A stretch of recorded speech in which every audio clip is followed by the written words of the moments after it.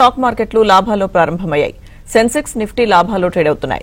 Eternal, ICICI bank, Bharti Airtel, Sun Pharma, Bajaj Finserv షేర్లు లాభాల్లో trade అవుతున్నాయి. ఇక Wipro, Hero MotoCorp, JSW steel, Tech Mahindra, Coal India షేర్లు నష్టాల్లో కొనసాగుతున్నాయి. ఇక మార్కెట్స్ పై తమ విశ్లేషణ అందించేందుకు బిజినెస్ అనలిస్ట్ వివేకి ప్రసాద్ గారు ఉన్నారు. వారితో మాట్లాడదాం. Sir, good morning. Good morning అమ్మా. సార్, అయితే 1930లో చూసుకుంటే కనుక అమెరికా విధించిన టారిఫ్స్ వల్ల అంతర్జాతీయంగా వ్యాపారం బాగా దెబ్బతిందని, ఇక ఆ తర్వాత పరిణామాల వల్ల కూడా వరల్డ్ వార్ కూడా వచ్చిందని తెలుస్తుంది సార్. మరి ఇప్పుడున్న సిచ్యువేషన్స్ మనం చూస్తున్నాం కదా, టారిఫ్స్ ఎఫెక్ట్ గానీ, సో మళ్ళీ ఆ ఉపద్రవం రావచ్చని భయపడడం సమంజసమే అంటారా సార్? అంటే అంత తీవ్రంగా వస్తుందా అన్ని సంవత్సరాల పాటు కంటిన్యూ అవుతుందా అంటే ఉండదండి. ఎందుకంటే ఇప్పుడు న్యూక్లియర్ వెపన్స్ చాలా మరి లీథల్ వెపన్స్ అందరి దగ్గర ఉన్నాయి కాబట్టి యుద్ధాలు వచ్చినా కూడా చాలా ఫాస్ట్ గానే ముగించడానికి అవకాశం ఉంటుంది. అంటే తీవ్రంగా వస్తాయి. రష్యా యుక్రెయిన్ లాగా కొట్టుకున్నట్లుగా ఉండేటువంటి యుద్ధాలు వస్తే పర్వాలేదు, కానీ ప్రపంచవ్యాప్తంగా వస్తే మాత్రం పరిణామాలు తీవ్రంగా ఉండే అవకాశం ఉంది. దానికి కొద్ది గొప్ప సమర్థనగా వాదన చెప్పాలి అంటే ఏం చేస్తున్నారంటే, ట్రంప్ ఎంత గొడవ చేస్తున్నా, నేను వాణిజ్యం కోసం పోట్లాడుతున్నాను అని చెప్తున్నా కానీ క్వైట్ గా వాళ్ళు చేసిన పనులు ఏంటంటే, అమెరికా వచ్చేసి ఆఫ్ఘనిస్తాన్ లో తాలిబాన్ వాళ్ళతో దోస్తీ చేసుకుని అక్కడ బాగ్రామ్ అనే ఎయిర్పోర్ట్ లో వాళ్ళ మిలిటరీ ఎక్విప్మెంట్ అంతా దించుతున్నారు. దానికి కారణంగా చెప్పబడుతున్నటువంటి అంశాలు ఏంటంటే, అక్కడి నుంచి ఇరాన్ స్ట్రైక్ చేయాలన్న తేలిక, అలాగే అటు పక్కన చైనా షిన్జియాంగ్ ప్రావిన్స్ లో చైనా వాళ్ళ న్యూక్లియర్ మిసైల్స్ అన్ని కూడా స్టాక్ పైల్ అక్కడ ఉంటుంది. అటు చైనాకి ఇటు వీళ్ళకి ఇద్దరిని అటాక్ చేయాలంటే వీలుగా ఉండటానికి ఆ ఎయిర్పోర్ట్ ని, ఎయిర్ బేస్ ని మళ్ళీ టేక్ ఓవర్ చేస్తున్నారు అంటున్నారు. ఒక తీవ్రమైన పరిణామం. అలాగే రష్యా కూడా ఇప్పటి వరకు క్వైట్ గా ఉండకుండా రష్యా, చైనా కలిపి యుక్రెయిన్ మీద ఫైట్ చేస్తున్నట్లుగా మనకు సాక్ష్యాలు దొరికాయి. ఇప్పుడు రష్యా వచ్చేసి తన యొక్క వార్షిప్ ని ఇండోనేషియాలో కూడా పంపించింది. అంటే ఇండో పసిఫిక్ రీజియన్ లో ఉన్నటువంటి సీ వరల్డ్ లో వాళ్ళు కూడా కొద్దిగా గొప్ప సమాయత్తం అవుతున్నట్టు కనపడుతుంది. ఇది ప్రమాదమా అంటే తెలియదు, ముందు జాగ్రత్త తెలియదు, డిటరెంట్ అంటే ఎదుటి వాళ్ళని భయపెట్టడానికి చేస్తున్నారో తెలియదు, కానీ ప్రస్తుతానికి మాత్రం అంతర్జాతీయంగా ప్రపంచ యుద్ధం వచ్చేట్టుగా లేదు, కానీ కొద్దిగా గొప్ప యాంగ్జైటీస్ కొద్దిగా గొప్ప టెన్షన్స్ మాత్రం పెరుగుతున్నట్టు మాట కరెక్ట్. ప్రస్తుతం ఉన్న పరిస్థితుల ప్రకారం ఇప్పటి పరిస్థితుల్లో చూస్తే మాత్రం ప్రపంచ యుద్ధం రాదు. భయపడటం తీసి పక్కన పెట్టి మనసులో ఈ విషయం గుర్తుపెట్టుకుంటే, ఒకవేళ ఇంకా ఎస్కలేట్ అయిపోతే జాగ్రత్త పడదాం, కానీ ప్రస్తుతానికైతే జాగ్రత్త పడక్కర్లేదు. కొద్దిగా ఏమరపాటుగా ఉంటే మాత్రం చాలు. ఓకే సార్, కాలర్ ఉన్నారు సార్ కరీంనగర్ నుంచి, కిషన్ గారు. హలో అండి. హలో మేడం, నమస్కారం అండి ప్రసాద్ గారు. నా దగ్గర ఎల్టీఐ మైంట్రీ అని ఒక 200 ఉన్నాయి, లాభాల్లో ఉన్నాను. లాంగ్ లో ఉంచుకోమంటారా, లాభం తీసుకోమంటారా సార్? ఎల్టీఐ మైంట్రీ అనేది మంచి కంపెనీ అండి. దాని గురించి అసలు మామూలుగా అయితే కంగారు పడక్కర్లేదు.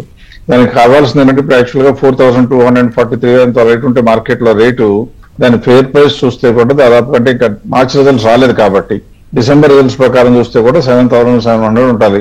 అంటే ఇక్కడ నుంచి దాదాపుగా 3000 పెరగాలి. దాదాపు 70% వరకు పెరగడానికి ఛాన్స్ ఉంది. కాబట్టి ఇప్పుడు అమ్మటం అంటే ఒక రకంగా పొరపాటు. లాభాల్లో ఉన్నారు అంటే అభినందనీయమైనా, కానీ ఇప్పుడు త్వరపడి అమ్ముకోవటం మాత్రం మంచి పద్ధతి కాదు. సాఫ్ట్వేర్ ఇండస్ట్రీకి హెడ్ విండ్స్ ఉన్నమాట కరెక్ట్, ఎదురుగాలు ఉన్నమాట కరెక్ట్, కానీ ఇటువంటి కంపెనీలకి ఎక్కువ ప్రోడక్ట్లకి సర్వీస్ చేసే కంపెనీ ఇది, కొత్తగా ప్రొడక్ట్స్ చేసి అమ్మే కంపెనీ కాదు. అందువల్ల ఈ కంపెనీకి ఖచ్చితంగా ప్రపంచవ్యాప్తంగా వినియోగదారులు ఉన్నంత కాలం దీనికి డిమాండ్ ఉంటుంది. అందువల్ల ప్రస్తుతానికి కంగారు పడాల్సిన విషయం లేదు, అమ్మకూడదు. ఓకే సార్, నెక్స్ట్ కాలర్ ఉన్నారు నంద్యాల నుంచి రఘునాథ్ గారు. హలో అండి. నమస్తే మేడం. నమస్తే అండి, ప్రసాద్ గారు ఉన్నారు, మాట్లాడండి. సార్ నమస్కారం సార్.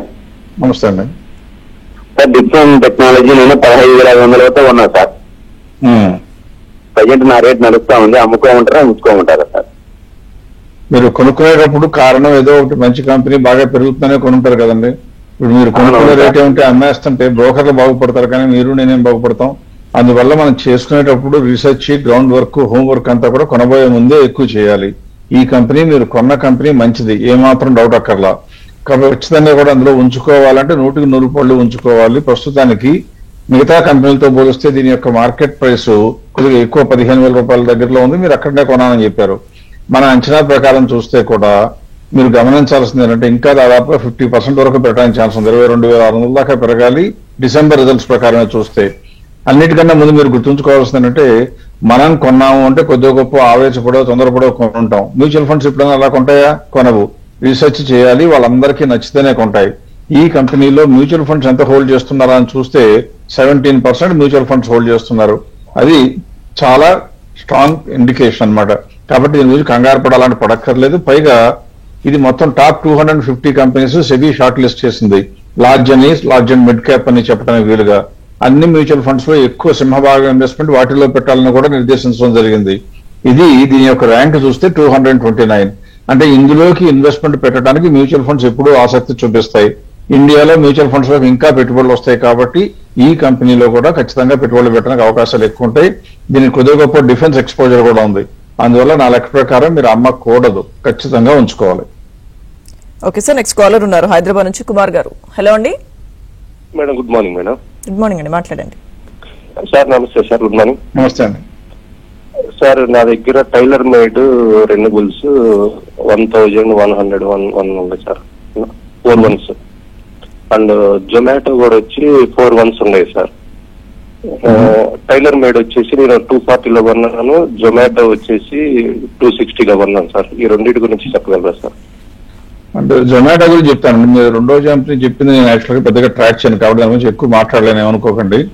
జొమాటో లాంటి కంపెనీ కొనాలి అంటే ముందు గుండె ధైర్యం ఎక్కువ ఉండాలి. మీరు ఎందుకు కొన్నారో నాకు ఐడియా లేదండి. ఎప్పుడు కూడా ఎటువంటి కంపెనీ కొనాలి అంటే మొట్టమొదటి చూడవలసిందంటే లాభాలు వస్తున్నాయా లేదా చూసుకుని కొనుక్కోవటం మంచి పద్ధతి. ఇన్వెస్టర్స్ ఎప్పుడు కూడా అలా కాకుండా ఊరికే తెలిసిన కంపెనీ అందరి నోట్లో నాంతుంది కాబట్టి కొనుక్కుందాం అనుకుంటే కనుక మనం ఇబ్బంది పడటం దాదాపుగా ఖాయం అవుతుంది. ఈ మధ్య కాలంలో కొద్దిగా గొప్ప ఒకసారి ప్రాఫిట్ లోకి వచ్చిన మాట కరెక్ట్. ఈ ప్రస్తుతం ఉన్న పరిస్థితిలో చూస్తే రాబోయే రోజుల్లో అంటే నెక్స్ట్ 1 year లో కూడా డిస్క్రిప్షనరీ స్పెండింగ్ బాగా పెరగబోతుంది. ఎందుకంటే ఇండియాలో విపరీతంగా ఈ ఇన్కమ్ ట్యాక్స్ కన్సెషన్ ఇచ్చారు కాబట్టి జొమాటో భయపడక్కర్లేదు. రెండవది అన్ఫార్చునేట్లీ నేను వెంటనే చెప్పలేకపోతున్నాను. జొమాటో మాత్రం ఉంచుకోండి, బట్ అది రెండో కంపెనీ మీ డెసిషన్ తీసుకోండి. ఓకే సార్, నెక్స్ట్ కాలర్ ఉన్నారు కావలి నుంచి వెంకట నారాయణ గారు. హలో అండి. నమస్తే అండి. నమస్తే, మాట్లాడండి. Fino payment bank, M&M finance ఈ రేట్ లో కొనుక్కోవచ్చు. మొట్టమొదటి మీరు సెలెక్ట్ చేసిన ఇండస్ట్రీ మంచిదండి. అంటే ఫినో పేమెంట్ బ్యాంక్ అయినా M&M ఫైనాన్స్ రెండు కూడా బ్యాంకింగ్ అండ్ ఫైనాన్స్ ఉంటాయి. రెండు బ్యాంకులు లేదు, ఫైనాన్స్ లో కూడా ఉంది. ఇటువంటి కంపెనీలు ఈ సమయంలో కొనుక్కోవాలి. ఎందుకంటే ప్రపంచవ్యాప్తంగా వర్తక యుద్ధం వచ్చినా కూడా ఈ ఇండస్ట్రీకి మాత్రం ప్రమాదం ఉండదు. మీరు నేను అప్పులు తీసుకుంటా ఉంటాం, డబ్బులు ఎక్కువైతే డిపాజిట్లు వేస్తా ఉంటాం. అంటే ఈ ఫైనాన్స్ కంపెనీలతో ఖచ్చితంగా లావాదేవీలు జరుపుతూనే ఉంటాం. అందువల్ల దీనికి వచ్చేటువంటి ప్రమాదం లేదు. కాకపోతే ఉన్న వర్కింగ్స్ ప్రకారం ఇప్పుడు కొనుక్కోవచ్చా ఉన్నది ఉంచుకోవచ్చా అని ఆలోచించాలి. అంటే రివ్యూ చేసుకోవడం మంచి పద్ధతి. ఇప్పుడు ఫినో పేమెంట్ బ్యాంకే కనుక మీరు చూస్తే ప్రస్తుతం ఉన్నది 260, ఇంకా మార్చ్ రిజల్ట్స్ రాలేదు, కొద్దిగా సమయం పడుతుందండి. ఇప్పుడు వరకు చూస్తే ఎంతవరకు పెరగచ్చా అంటే 308 వరకు. అంటే ఇక్కడ నుంచి ఇంకెంత పెరగడానికి ఛాన్స్ ఉంది? దాదాపుగా 20%. ఆ 20% కోసం అయితే ఉంచుకోవచ్చు. కొత్తగా కొనొచ్చా అంటే మాత్రం కొనకూడదు, కానీ ప్రస్తుతం ఉంటే మాత్రం ఉంచుకోవాలి. తర్వాత ఇంకోటి మీరు M&M ఫైనాన్స్ అన్నారు. M&M ఫైనాన్స్ కూడా యాక్చువల్ గా జరగాల్సింది ఏంటంటే ఫైనాన్సింగ్ కంపెనీలోనే కాదు, ఆటోమొబైల్ లో బాగున్న M&M ఫైనాన్సింగ్ కంపెనీలో కూడా బాగానే చేస్తుంది మిగతా వాటితో పోలిస్తే. ఇది కూడా చూస్తే 275 ఉంటే దాని మార్కెట్ ప్రైస్ ఫెయిర్ ప్రైస్ చూస్తే దాదాపు 353. కంపెనీ బాగుందా బాగాలేదా అని చూస్తే బ్రహ్మాండంగా ఉంది. రెండు కంపెనీలు బాగానే ఉన్నాయి. ఈ రెండు కంపెనీలు కూడా ఉంచుకోవడానికి అనువుగా ఉన్నాయి, కానీ కొత్తగా కొనుక్కోవడానికి ఇప్పటికైతే అయితే మాత్రం అనువుగా లేవు. సో మీ దగ్గర ఉంటే ఉంచుకోండి. కొత్తగా కొనాలంటే మాత్రం దీనికన్నా చాలా మంచి కంపెనీలు ఈ సెక్టర్ లోనే ఉన్నాయి. ఓకే సార్, నెక్స్ట్ రాజమండ్రి నుంచి శ్రీనివాస్ గారు కాల్ చేస్తున్నారు. హలో అండి. నమస్తే సార్. నమస్తే సార్ ప్రసాద్ గారు. నమస్తే అండి, చెప్పండి సార్. ఫిక్స్డ్ ట్రాన్స్మిషన్ కొందారనుకుంటున్నారు సార్, అది కొనొచ్చా లేదా ఈ రేట్ లో? ఒక నిమిషం, మనకి ఒకసారి చెప్తారా కంపెనీ పేరు? ఫిక్స్ ట్రాన్స్మిషన్ సార్, ఇంతకుముందు మీరు వీడియోలో చూశాను సార్. అది సారీ నాకు సరిగ్గా ఒకసారి క్లియర్ గా చెప్పండి స్టాక్ శ్రీనివాస్ గారు. PIX transmission sir. Fix transmission fix transmission అనేది అంటున్నారు సార్, ఒకసారి స్పెల్ చేయండి. PIX అండి. Fix transmission sir. Fix transmission. Okay okay okay. ఇది యూజువల్ మీరు గమనించాల్సిన ఫిక్స్ ట్రాన్స్మిషన్ అనేది వచ్చేటప్పుడు యూజువల్ గా రబ్బర్ ఇండస్ట్రీలో ఉందండి. అది మంచి కంపెనీ, పెరిగిన మాట కరెక్టే, మనం కొనుక్కోమని చెప్పిన మాట కరెక్టే, కొనుక్కున్న మాట లాభపడితే మంచిదే. ఇప్పుడు కొనుక్కోవాలంటే ప్రస్తుతం ఇంకా మనకి మార్చి రిజల్ట్స్ అవడానికి టైం పడుతుందండి. దీనికి ప్రస్తుతం ఉన్నటువంటి పరిస్థితుల్లో ఫిక్స్ ట్రాన్స్మిషన్ ఉన్నటువంటి రేటు 1542 ఉంటే డిసెంబర్ రిజల్ట్స్ ప్రకారం చూస్తే కూడా 2200 దాకా వెళ్లే ఛాన్స్ ఉంది. కాబట్టి నా లెక్క ప్రకారం కొనుక్కోవచ్చు అంటే కొనుక్కోవచ్చు, కాకపోతే ఎక్కువ కొనకూడదు, గుర్తుంచుకోండి. ఒకవేళ ఆల్రెడీ ఉంటే ఎక్స్ట్రా కొనకండి, లేకపోతే మాత్రం ఖచ్చితంగా కొంత ఎక్స్పోజర్ తీసుకోవడానికి డిఫరెంట్ గా అనువుగానే ఉంది. బికాజ్ ఈ కంపెనీ 21% ఉన్న ప్రాఫిట్ మార్జిన్ అక్కడే ఆ లెవెల్లోనే మెయింటైన్ అవుతుంది. మీరు స్క్రీన్ మీద ఉన్నటువంటి ఇమేజెస్ చూస్తే నెట్ ప్రాఫిట్ మార్జిన్ ఇప్పుడు కూడా 20.6 ఉంది. అంటే అర్థం ఏంటంటే ఈ కంపెనీ ప్రాఫిట్ మార్జిన్ 13% నుంచి పెంచుకుంటూ వచ్చి 20%కి వచ్చి 21కి వచ్చి అక్కడే మెయింటైన్ చేయగలుగుతుంది. కాబట్టి ఖచ్చితంగా అనువుగా ఉన్న కంపెనీ సేల్స్ కూడా పెంచుకుంటూ వస్తుంది. కాబట్టి ఏమాత్రం భయపడక్కర్లా, కొనుక్కోవచ్చు, కొంతకాలం వెయిట్ చేయొచ్చు. ఓకే సార్, నెక్స్ట్ హైదరాబాద్ నుంచి సురేంద్ర గారు కాల్ చేస్తున్నారు. హలో అండి. హలో, నమస్తే, మాట్లాడండి సురేంద్ర గారు, డౌట్ అడగండి. టాటా ఇంకా టాటా ఎలక్సీ షేర్స్ కొన్నామండి, సో దాని గురించి కొద్దిగా చెప్పగలుగుతాం. షార్ట్ టర్మ్ కండి సురేంద్ర గారు. షార్ట్ టర్మ్ కా స్టాక్ మార్కెట్ లో షార్ట్ టర్మ్ చేయడం అనేది యూజువల్ గా చేయకూడదండి నా లెక్క ప్రకారం. ఒకవేళ షార్ట్ టర్మ్ లో ట్రేడింగ్ చేయాలి అంటే ఒక సోమవారం వదిలిపెట్టి మిగతా రోజుల్లో టెక్నికల్స్ గా మాట్లాడటానికి మిగతా వాళ్ళు అందరూ ఉంటారు కాబట్టి వాళ్ళతో మాట్లాడితే బాగుంటది. నేను చెప్పేటువంటి ఎప్పుడు కూడా మాట ఫండమెంటల్ గా స్ట్రాంగ్ గా ఉన్న కంపెనీ కంటే కొనాలి. టర్మ్ మాత్రం మనం డిసైడ్ చేయకూడదు. మనం అనుకున్న ప్రైస్ వస్తే అమ్మాలి, లేదా మనం కొన్న కంపెనీ యొక్క పనితీరు బాగాలేకపోతే అమ్మేయాలి. అమ్మటానికి కారణాలు అవి రెండే కావాలి. కానీ షార్ట్ టర్మ్ లో 1%, 2% గిచ్చుకుంటాను అనుకునేటువంటి అవకాశాలకి నేను వ్యతిరేకం. అటువంటివి చేస్తే పెద్ద అవకాశాలు కోల్పోతాం. చిన్న చిన్న ₹4, ₹5 మిగులుతాయి, కానీ పెద్ద లాభాలు మనకు రావు. టాటా ఎలక్సీ అన్నారు. టాటా ఎలక్సీ ఆల్రెడీ రిజల్ట్స్ కూడా వచ్చాయండి. ఇప్పుడు మీరు స్క్రీన్ మీద కనుక చూస్తుంటే నేను ఏం చేశానంటే మొత్తం ఇప్పటి వరకు రిజల్ట్స్ వచ్చిన కంపెనీలు అన్ని తీసుకుని, అంటే 2025 మార్చికి వచ్చిన రిజల్ట్స్ వచ్చిన కంపెనీలు అన్ని తీసుకుని అందులో ఏ కంపెనీలు కొనటానికి అనువుగా ఉన్నాయో, ఒకవేళ లేకపోయినా కూడా ఎంతవరకు ఇంకా పెరగడానికి ఛాన్స్ ఉన్నాయో చూపించే ప్రయత్నం చేస్తున్నాను. ఇక్కడ మీరు చూస్తే స్క్రీన్ మీద మొత్తం ఇప్పటి వరకు వచ్చిన కంపెనీలు 28 వస్తే 16 బాగున్నాయని తెలిసింది. అందులో కేవలం 2 కొనడానికి అనువుగా ఉన్నాయి. అందులో మీరు చెప్పిన కంపెనీ కూడా ఉంది, రెండవ కంపెనీ టాటా ఎలక్సీ. ఇది ఇంకా 30% పెరగడానికి ఛాన్స్ ఉంది. కాబట్టి కొనొచ్చా అంటే కొనొచ్చు. కానీ దీనికన్నా కూడా ఇంకా మంచి కంపెనీ సాఫ్ట్వేర్ ఇండస్ట్రీలో ఏదైనా ఇంకా మంచిదేమైనా ఉందంటే ప్రస్తుతాన్ని చూస్తే విప్రో, ఆ తర్వాత టాటా కన్సల్టెన్సీ 29.82. కాకపోతే గుర్తుంచుకోండి, ఇప్పటి వరకు రిజల్ట్స్ వచ్చిన కంపెనీలు కేవలం 28. మనం అనుకున్నటువంటి 1000 crores కన్నా మార్కెట్ క్యాప్ ఎక్కువన్నవి. అందువల్ల ఇంకా కొంతకాలం వెయిట్ చేయగలిగితే ఇంకా చాలా కంపెనీలు వచ్చి ఇంతకన్నా కూడా బెటర్ స్కోప్ ఉండే కంపెనీలు గ్యారంటీగా వస్తాయి. వెయిట్ చేయగలిగితే కనుక ఇంకొక 10 రోజులు వెయిట్ చేస్తే మంచి మంచి కంపెనీలు వస్తాయి. బహుశా నెక్స్ట్ మండే నాటికి ఈ లిస్ట్ చాలా పెద్దదయ్యే అవకాశం ఉంటుంది. సో ఒకవేళ కాదు టాటా ఎలక్సీ మీద బాగా మనసు పడ్డాను అంటే కొనుక్కోవచ్చు అంటే ఎస్, కొనుక్కోవచ్చు. ఓకే సార్, బ్రేక్ తీసుకుందాం. సార్, అయితే అమెరికాతో కయ్యానికి కాలు దువ్విన చైనా, అలాగే భారత్ చేసిన అష్టదిగ్బంధనంతో బంగ్లాదేశ్ టెక్స్టైల్ ఎగుమతుల్లో అంటే చాలా వెనుకబడే అవకాశం కనిపిస్తుంది కదా సార్. మరి ఈ పరిస్థితిలో ఇండియన్ టెక్స్టైల్ స్టాక్స్ కి మంచి అవకాశాలు కల్పించే విధంగా సిచ్యువేషన్ అయితే కనిపిస్తుంది. మరి అందులో ఏమైనా మంచి షేర్లు సూచించగలరా సార్? ఖచ్చితంగా అండి, మీరు చెప్పింది 100% కరెక్ట్. అంటే ఎప్పుడైతే చైనా 125% వేస్తానని చెప్పిందో, అమెరికా కూడా 145% వాళ్ళ మీద వేస్తానందో, చైనా నుంచి చీప్ గా ఎక్స్పోర్ట్ చేయబడే టెక్స్టైల్స్ అన్ని కూడా గ్యారంటీగా దెబ్బతింటాయి. కానీ చైనా ఇంతకు ముందే జరిగింది ఏంటంటే టెక్స్టైల్స్ లో మార్జిన్ తక్కువ ఉంటుందని చెప్పి ఆ బిజినెస్ అంతా మిగతా వాటికి వదిలేసి Vietnam, Cambodia, Bangladesh, Sri Lanka, India లాంటి కంట్రీలకు వదిలిపెట్టి ఎక్కువ కొద్దిగా వాల్యూ యాడెడ్ గుడ్స్ లో వెళ్ళిపోయింది ఆల్రెడీ.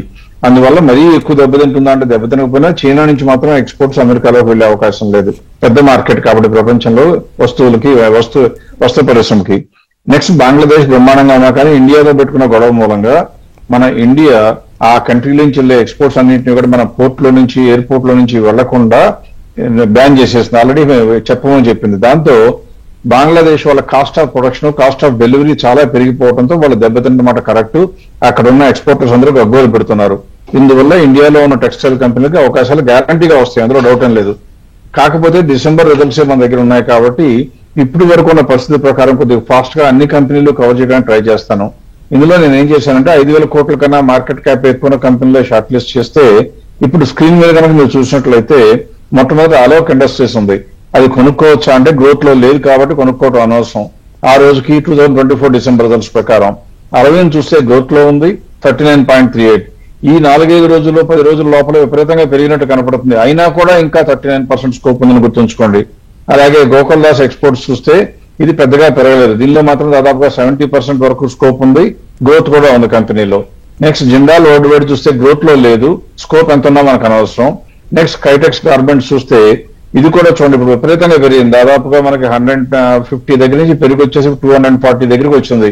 అయినా కూడా ఇంకా దాదాపుగా 22% ఉంది. మీ దగ్గర ఉంటే తొందరపడి మాత్రం అమ్మకండి, కొత్తగా కొనక్కర్లేదు. పే ఇండస్ట్రీస్ చాలా పెద్ద షేరు, పెద్ద ప్రైస్ ఉన్న కంపెనీ, ₹45,000 ఉన్న కంపెనీ. ఇది కూడా పెరిగింది కానీ ఇంకా 35% స్కోప్ ఉంది. నెక్స్ట్ పర్ల్ గ్లోబల్ చూస్తే అది కూడా 37% స్కోప్ ఉంది. షీలా ఫోమ్ అనేది టెక్స్టైల్ ఇండస్ట్రీ పెద్దగా కాదు కాబట్టి దాని గురించి వదిలిపెడదాం. ట్రైడెంట్ కూడా పెరిగింది కానీ అందులో ఇంకా 27% స్కోప్ ఉంది ఇప్పుడు కూడా. వర్ధమాన్ టెక్స్టైల్స్ చూస్తే కూడా గ్రోత్ లో ఉంది, 28% స్కోప్ ఉంది. వెల్స్పన్ లివింగ్ చూస్తే అది గ్రోత్ లో ఉంది, 45% ఉంది. ఇలా టెక్స్టైల్స్ లో అవకాశాలు అపారంగా కనపడుతున్నాయి. కానీ రిస్క్ ఏంటంటే ఇదంతా కూడా ఇవాళ వచ్చినటువంటి అవకాశంగా కనపడినా రేపు ట్రంప్ మనసు మారి ఇండియా మీద కూడా కనుక 50% ట్యాక్స్ చేస్తాను అంటే ఇవి పెరిగింది మొత్తం అమాంతం కూలిపోవడం కూడా ఖాయం. అందువల్ల ఎవరన్నా కొనుక్కుంటే లాభం వస్తే కనుక మామూలుగా నా సహజ ధోరణికి భిన్నంగా నేను చెప్పేది ఏంటంటే మీకు కనుక లాభాలు ఫాస్ట్ గా వస్తే క్యాష్ చేసుకోగలగాలి. కొనడానికి మంచివేనా అంటే మంచివే ఇప్పుడు కూడా 100 రూపాయలు. కానీ ప్రమాదం మాత్రం పొంచి ఉంది కాబట్టి ఆ ప్రమాదం వస్తుందో లేదో మీరు నేను ఊహించడం కష్టం. అందువల్ల షార్ట్ టర్మ్ లో లాభాలు వస్తే తీసుకోవడానికి అయితే కొనండి, కానీ లాంగ్ టర్మ్ లో కొనుక్కోవడానికి కొద్దిగా ఒకసారి ఆలోచించి చేయడం మంచిది. ఓకే సార్, నెక్స్ట్ విజయవాడ నుంచి కాలర్ ఉన్నారు, దివి గారు. హలో అండి. నమస్తే అండి. నేను transformers and rectifiers and voltage and transformers ఆ రెండు కొనుక్కోవాలనుకుంటానండి. దాని మీద మీ అభిప్రాయం చెప్పగలరా? అంటే దాన్ని చాలా మంచి కంపెనీ అమ్మా. అంటే రెండు నా ఫేవరెట్ కంపెనీ కూడా ఒక రకంగా చెప్పాలంటే, ఎందుకంటే మీరు సెలెక్ట్ చేసే ఇండస్ట్రీ చాలా మంచిది. ఈ transformers and rectifiers volt amp రెండు కూడా ఏం చేస్తుంటే ట్రాన్స్ఫార్మర్స్ అవి చేస్తూ ఉంటాయి. కానీ ఇందులో మనం గుర్తుంచుకోవాల్సిందంటే ఏ కంపెనీ అయితే అమెరికాకి ఎక్స్పోర్ట్ చేస్తుందో వాళ్ళకి దెబ్బ తగులుతుంది. అలా కాకుండా ఇండియాలో ఎక్స్పోర్ట్ చేసే కంపెనీ ఇండియాకి మ్యానుఫ్యాక్చర్ చేసేదో లేదా middle east United Arab Emirates చేస్తే ఇబ్బంది ఉండదు. For example transformers and rectifiers చూస్తే ఇవాళ 1500 రూపీస్ రేంజ్ లో ప్రైస్ దొరుకుతా ఉంటే 2024 డిసెంబర్ రిజల్ట్స్ ప్రకారం చూస్తే కూడా 2200 ఒక్క నిమిషం.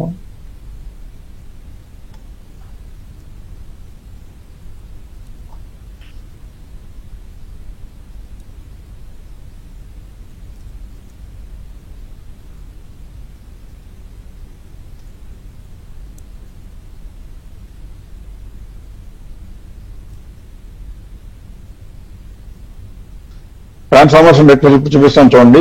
అది గ్రోత్ లో ఉన్నమాట కరెక్ట్, ఎందుకంటే దాని మార్జిన్స్ చూస్తే చూడండి 1.9% అంటే కేవలం 2% ఉండే మార్జిన్ 2025 మార్చి రిజల్ట్స్ వచ్చేటప్పటికి 10.72% పెరిగింది.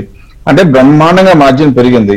ఇక్కడ మీకు అనిపించవచ్చు సార్ అంతకుముందు 1300 కోట్ల మార్కెట్ క్యాప్ ఉండేది, ఆల్రెడీ 16,000 అయింది కదా అంటారు. కానీ అపరిమితమైన అవకాశాలు ఉన్నటువంటి ఈ కంపెనీ గురించి కంగారు పడాలంటే పడక్కర్లేదు. కాకపోతే ఒకే ఒక్క నెగిటివ్ ఏంటంటే గ్యాప్ ఎంత ఉందో ఇప్పటికి ఫెయిర్ వాల్యూ కానీ చూస్తే ఓన్లీ 14.73.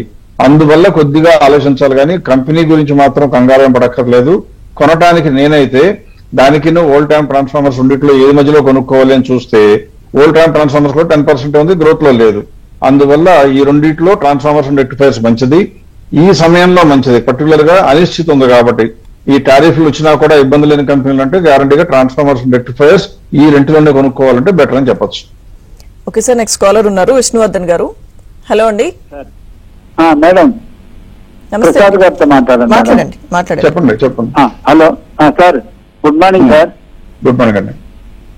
సార్, ఈ నయారా ఎనర్జీ బైబ్యాక్ చేస్తుంది సార్.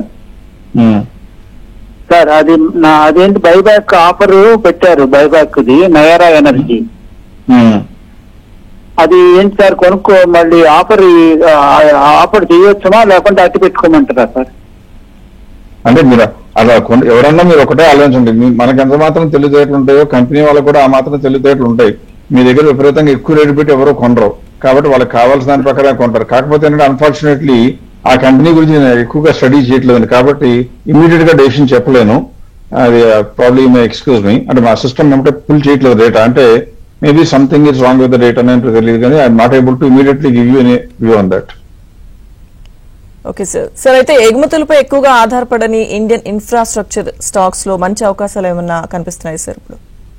ఖచ్చితంగా కనపడతాయండి, ఎందుకంటే ఇన్ఫ్రాస్ట్రక్చర్ ఇండస్ట్రీ అంటే ఏంటంటే ఇండియన్ గవర్నమెంట్ విపరీతంగా ఫోకస్ పెట్టే ఇండస్ట్రీ ఏముంటుందంటే ఇన్ఫ్రాస్ట్రక్చర్, రోడ్లు అవనివ్వండి, పోర్ట్స్ అవనివ్వండి, లేదా పెద్ద పెద్ద రిఫైనరీస్ అవనివ్వండి, ఇవన్నీ కూడా ఇన్ఫ్రాస్ట్రక్చర్ లోకి వస్తాయి. మనం అనుకున్న ఇన్ఫ్రాస్ట్రక్చర్ అంటే సిమెంట్ స్టీల్ పెడితే ఇన్ఫ్రాస్ట్రక్చర్ అనుకుంటాం, అలాగే కాదు. రోడ్లు, సీ పోర్ట్లు, ఎయిర్పోర్ట్లు అన్ని కూడా ఇన్ఫ్రాస్ట్రక్చర్ లోకి వస్తాయి, పెద్ద కంపెనీలు.